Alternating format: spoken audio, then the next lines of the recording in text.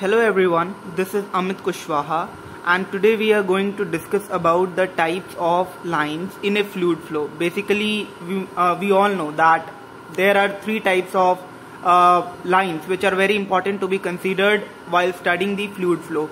These are streamlines, path lines and streak lines respectively. So let's discuss about each one of them in detail. So let's start with the streamlines. So we all know that streamlines, these are the imaginary lines in a fluid flow, right? So for the purpose of studying them, right, for the purpose of visualizing the flow, we have these three types of fluid flows. So if we talk about the first case, which is the streamlines, so in this we see that these are the imaginary lines on which if we draw a tangent, then it gives the direction of the velocity vector at that point. So it's very obvious and clear that suppose if this is one of the streamlines, so if you draw a tangent to this curve at this point, then this will give the direction of the velocity vector at this point. So this is very important, because if your flow is laminar, so streamlines will be very smooth, streamlines will be existing only in case of laminar flow, because there is a property of streamlines that never two streamlines intersect each other at a single point. That means, if they intersect, then at a particular point, suppose if we say this point, so if this streamline will cut this line at this point, so it means that at this particular point there will be two tangents, right, at a single point giving two directions. So this will not be possible, right? Because we all know that at a single point, two velocity directions are not possible. So let's move on to the next part, which is the path lines, right? So path lines are the trajectories that individual fluid particles follow over a period of time. So that means that suppose if we have four particles, P1, P2, P3 and P4.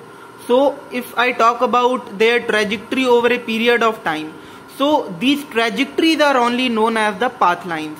Suppose the particle P1 is following this type of trajectory, so over a period of time this trajectory will be called the path line for the particle P1. So it's easiest thing to note that all these trajectories over a period of time will be called the path lines for each individual particle. So let's move on to the next type of our flow field lines, which are the streak lines. So if we talk about the streak lines, so a streak line is the locus of the temporary locations of all particles that have passed through a fixed point in the flow field at any instant of time. So what does it mean? It means suppose you have a particular location, right? We have to consider this a particular location. So if we consider this location and you can say four particles, namely 1, 2, 3 and 4. Let's just name it 1, 2, 3 and 4. So at a particular time instant, let t is equals to 0, all of them were here. After that, at t is equals to 1, if we talk about at t is equals to 1, so suppose particle 1 is here, particle 2 is here, particle 3 is here and particle 4 is here.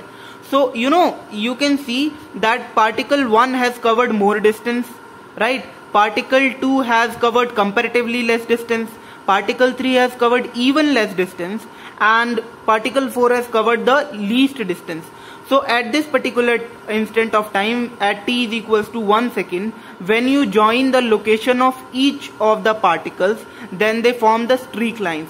So it is the locus, right? Locus means we are just joining these points, right? This is the position of particle 1, this is the position of particle 2, position of particle 3 and position of particle 3. And if we join each one of them, right?